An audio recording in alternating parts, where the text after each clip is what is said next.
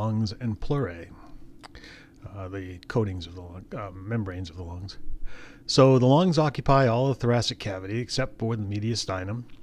Their root is where the vasculature and bronchi attachments go to the mediastinum. The costal surface is against the ribs, anterior, lateral, and posterior surfaces. The apex would be the upper tip, just below the underneath the clavicle, deep to the clavicle. And the base is the inferior surface, and that is resting on top of the diaphragm that we've talked about before, separating the thoracic and abdominal pelvic cavities.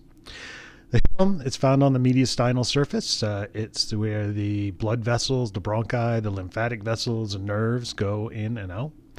The left lung is separated into the superior and inferior lobes by a fissure called the oblique fissure. You may have picked up on that when we talked about the structure of bronchi. They were less on the left. It's smaller than the right because the heart also occupies that position on that side of the thoracic cavity. The cardiac notch is the concavity of the left lung that allows the heart to fit into it. On the right side, we have superior, middle, and inferior lobes. The superior and middle lobes are separated by horizontal fissures. They're more horizontal looking than the middle and inferior lobes that are separated by a more oblique fissure called the oblique fissure, as shown here.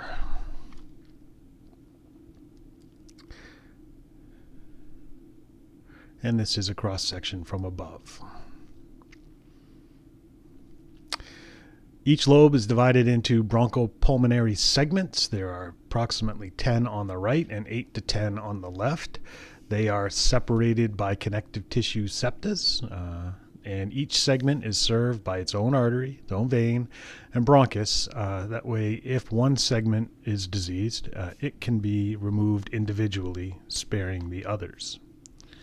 Lobules are the smallest subdivision visible to the naked eye. They are hexagonal segments that are served by bronchiole and branches. Lungs are mostly composed of alveoli. The rest is stroma, which is an elastic connective tissue, and that makes the lungs very elastic and spongy. Here is a plastic cast of the bronchial tree. You can see it splits here, and if you counted those every time that split, so there's one, there's another, you out to these very ends, you would find 23 times that it bifurcates or splits. And that is going to be very important because that's going to allow to fit a huge surface area in a relatively small space. The lungs are perfused by two different circulations. The pulmonary circulation that we talked about when we talked about the heart is the pulmonary arteries. They are delivering systemic venous blood from the heart to the lungs for oxygenation. They branch profusely and feed into pulmonary capillary networks.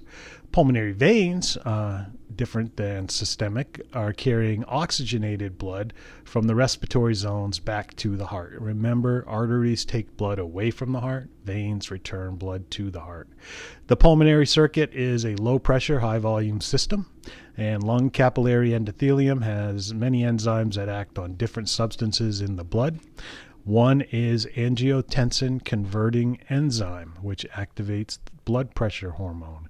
You may have heard of ACE in the news recently, as this is one of the targets that coronaviruses, particularly this novel coronavirus 19, uses to get into cells, the angiotensin converting enzyme, ACE.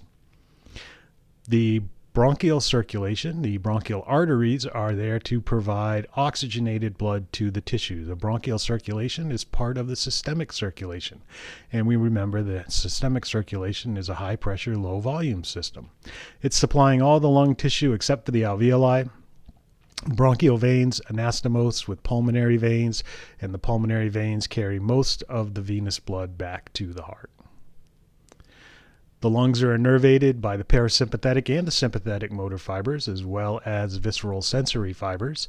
The nerves enter through the pulmonary plexus on the lung root, run along the bronchial tubes and blood vessels, parasympathetic fibers are going to, when stimulated, cause bronchoconstriction, and sympathetic fibers lead to bronchodilation. So constriction, narrowing of the bronchioles, and widening of the bronchioles. So the pleura. These are thin, double-layered serosal membranes that divide the thoracic cavity into two pleural compartments along with the mediastinum. The parietal pleura is the membrane on the thoracic wall, superior face of the diaphragm, around the heart and between the lungs. The visceral pleura is a membrane that's on the external surface of the lungs. Remember, pleura are thin, double-walled membranes. The parietal is external, the visceral is against the organ. There is fluid that fills the space between, or the potential space between them. It is called the pleural fluid, and it provides lubrication and helps with surface tension as the lungs expand and recoil.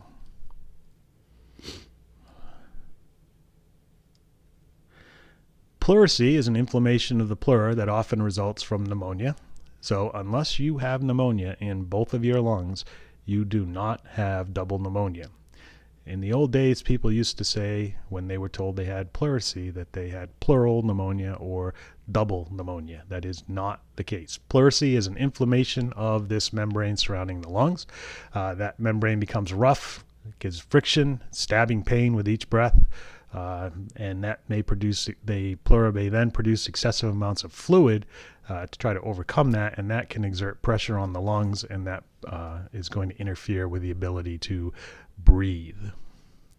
Other fluids can also accumulate in the pleural cavity. Blood can get in from leaked or damaged blood vessels.